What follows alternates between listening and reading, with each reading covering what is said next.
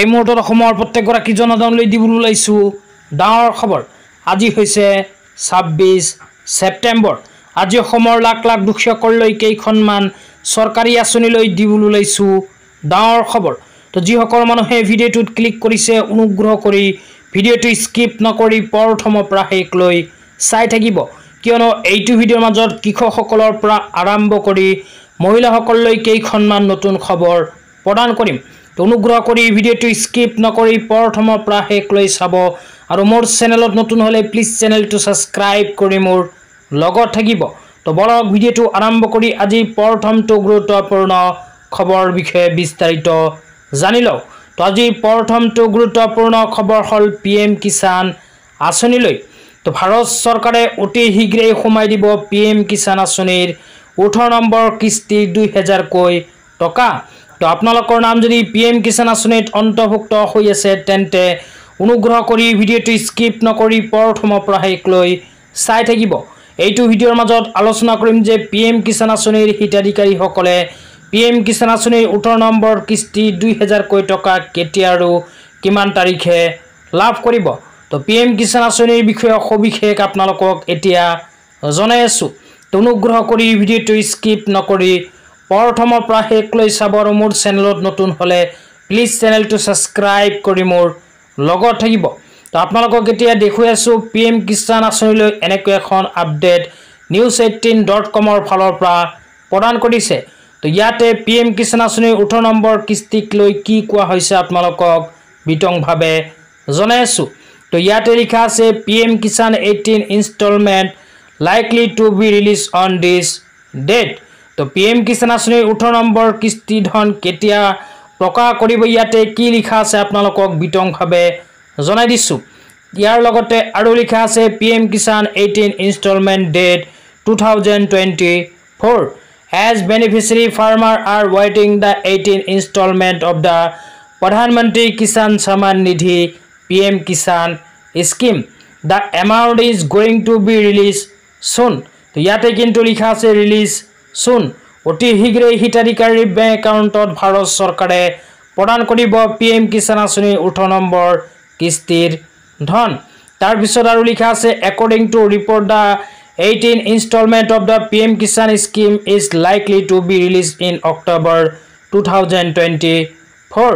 তো ইয়াতে কোৱা অনুযায়ী যিসকল মানুহৰ নাম PM কিষাণ আঁচনিত অন্তৰ্ভুক্ত হৈ আছে সেইসকল মানুহৰ বেংক একাউণ্টত অহা অক্টোবৰ মাহৰ ভিতৰতে সোমাব পাৰে PM কিষাণ আঁচনিৰ 18 নম্বৰ কিস্তিৰ 2000কৈ টকা।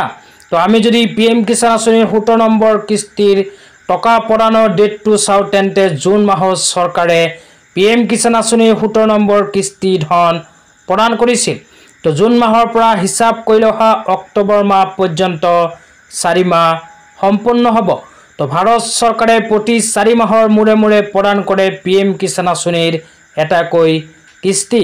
তো যিহেতু অহা অক্টোবৰ মাহত PM কিষাণ আঁচনিৰ টকা প্ৰদান কৰাৰ 4 মাহ সম্পূৰ্ণ হ'ব, সেইকাৰণে আমি ক'ব পাৰোঁ যে অহা অক্টোবৰ মাহৰ শেষতে সোমাই যাব PM কিষাণ আঁচনিৰ 18 নম্বৰ কিস্তি 2000কৈ টকা।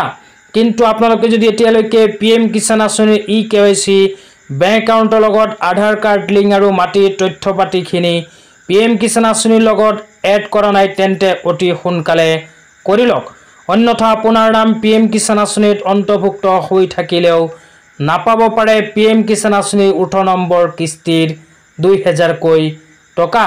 তো এতিয়া আপোনালোকক দিবলৈ ওলাইছোঁ আজি দ্বিতীয়টো খুবেই গুৰুত্বপূৰ্ণ খবৰ। তো অনুগ্ৰহ কৰি ভিডিঅ'টো স্কিপ নকৰি চাই থাকিব। তো আজি দ্বিতীয়টো গুৰুত্বপূৰ্ণ খবৰ হ'ল অৰুণোদয় আঁচনিলৈ। তো অসম চৰকাৰে ইতিমধ্যে আৰম্ভ কৰিছে অৰুণোদয় আঁচনিৰ আবেদন। তো অসম চৰকাৰে যোৱা 19 তাৰিখৰ পৰা মুকলি কৰিছে অৰুণোদয় 3.0 আঁচনি। তো আপোনালোকে যদি অৰুণোদয় 3.0 আঁচনিত আবেদন কৰিব বিচাৰে তেন্তে অনুগ্ৰহ কৰি ভিডিঅ'টো স্কিপ নকৰি চাই থাকিব, কিয়নো এইটো ভিডিঅ'ৰ মাজত এতিয়া আপোনালোকক জনাইছোঁ যে কোনবোৰ মানুহে অৰুণোদয় 3.0 আঁচনিত আবেদন কৰিব পাৰিব আৰু কোনবোৰ মানুহে অৰুণোদয় 3.0 আঁচনিত আবেদন কৰিব নোৱাৰিব। তো আবেদন কোনবোৰ মানুহে কৰিব পাৰিব প্ৰথমে আপোনালোকক জনাই দিছোঁ। তো 1 নম্বৰত লিখা আছে অসমৰ স্থায়ী বাসিন্দাসকল। 2 নম্বৰ লিখা আছে বৈধ আধাৰ সংযুক্ত ৰেচন কাৰ্ডধাৰী মহিলা 3 নম্বৰত কৈছে এটা পৰিয়ালৰ পৰা প্ৰাপ্তবয়স্ক মহিলা যাৰ বয়স 18 বছৰৰ ওপৰত 3 নম্বৰত কৈছে বিধৱা অবিবাহিত মহিলা যাৰ বয়স 45 বছৰতকৈ বেছি তাৰ পিছত কৈছে বিবাহ বিচ্ছেদিত অকলহৰীয়া তৃতীয় লিংগৰ ব্যক্তি তাৰ পিছত 4 নম্বৰত কৈছে লিংগ নিৰ্বিশেষে দিবাংগজন ব্যক্তি 5 নম্বৰত কৈছে বৃদ্ধ আৰু দুৰ্বল মহিলা 6 নম্বৰত কৈছে উপাৰ্জনকাৰী অংগগত বা বৃদ্ধ হোৱা পৰিয়ালৰ মহিলা যাৰ বয়স 60 বছৰতকৈ অধিক তাৰ পিছত কৈছে HIV থ্যালেচেমিয়া হেমোফিলিয়া সেৰিবেল পালসি কুষ্ঠ ৰোগ বা অটিজম স্পেক্ট্ৰাম আদিৰ দৰে বেমাৰত ভুগি থকা দুখীয়াসকল তাৰ পিছত কৈছে আশ্ৰয়হীন আৰু ভিক্ষাৰে জীৱন নিৰ্বাহ কৰা মহিলা লগতে অন্তদয়া অন্ন যোজনাৰ মহিলা হিতাধিকাৰীসকলেও কৰিব পাৰিব অৰুণোদয় 3.0 আঁচনিত আবেদন তো কোনবোৰ মানুহে কৰিব নোৱাৰিব এতিয়া আপোনালোকক বিতংভাৱে জনাই দিছো তো ইয়াতে 1 নম্বৰত কৈছে সাংসদ বিধায়ক মুখ্য কাৰ্যবাহী সদস্য বা তেওঁলোকৰ প্ৰাক্তন সমকক্ষৰ পৰিয়াল 2 নম্বৰত কৈছে পঞ্চায়ত নগৰীয়া স্থানীয় নিকায় আৰু সাহিত্য শাসিত পৰিষদৰ সদস্যসকল 3 নম্বৰত কৈছে চিকিৎসক অভিযন্তা আৰ্কিটেক্ট চাৰ্টাৰ একাউণ্টেণ্ট উকিল বেংকাৰ শিক্ষক চৰকাৰী কৰ্মচাৰী বা পেঞ্চনাৰ তাৰ পিছত 4 নম্বৰত কৈছে চৰকাৰী ঠিকাদাৰ ৰিয়েল এষ্টেট বিল্ডাৰ উদ্যোগপতি ব্যৱসায়িক অনুজ্ঞাপত্ৰধাৰী তাৰ পিছত কৈছে আয়কৰদাতা ইয়াৰ লগতে 5 নম্বৰত কৈছে মটৰচালিত চাৰিচকীয়া বাহন থকা পৰিয়াল 6 নম্বৰত কৈছে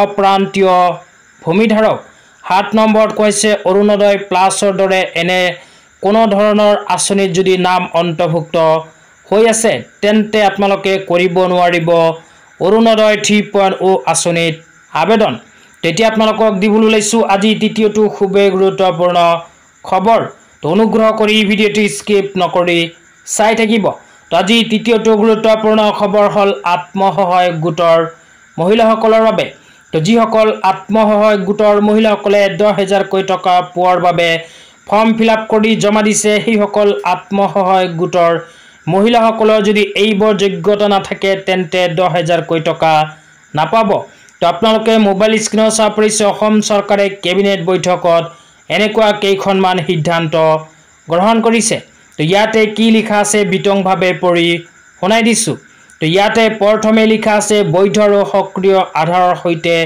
লিংক থকা সেভিং বেংক একাউণ্টধাৰী মহিলা 2 নম্বৰত কৈছে আত্মসহায়ক গোট ফেডাৰেচন বেংক আদিৰ ডিফল্টাৰ নোহোৱা মহিলা 3 নম্বৰত কৈছে নিম্নতম নিজৰ এটা উপাৰ্জন সৃষ্টিকাৰী কাৰ্যকলাপত জড়িত মহিলা 4 নম্বৰত কৈছে নিম্নতম কাৰ্যকলাপ উদ্যোগৰ বাবে ব্যৱসায়িক পৰিকল্পনা থকা মহিলা ইয়াৰ লগতে 5 নম্বৰত কৈছে 3টাতকৈ অধিক সন্তান থকা সাধাৰণ আৰু OBC MOBC আত্মসহায়ক গোটৰ সদস্য আৰু 4টাতকৈ অধিক সন্তান থকা অনুসূচিত জাতি অনুসূচিত জনজাতি মৰাণ মটক চাহ বাগিচাৰ সম্প্ৰদায়ৰ সদস্যসকল যোগ্য বিবেচিত নহব 2টা সন্তান থকা সদস্যসকলে সন্তানৰ সংখ্যা সীমাবদ্ধতা সম্পৰ্কে স্পষ্টীকৰণ দিব লাগিব তাৰ পিছত একেবাৰে শেষত কোৱা হৈছে স্কুললৈ যোৱা বয়সৰ কন্যা সন্তান থকা সদস্যসকলে তেওঁলোকক বিদ্যালয়ত ভৰ্তি কৰোৱাৰ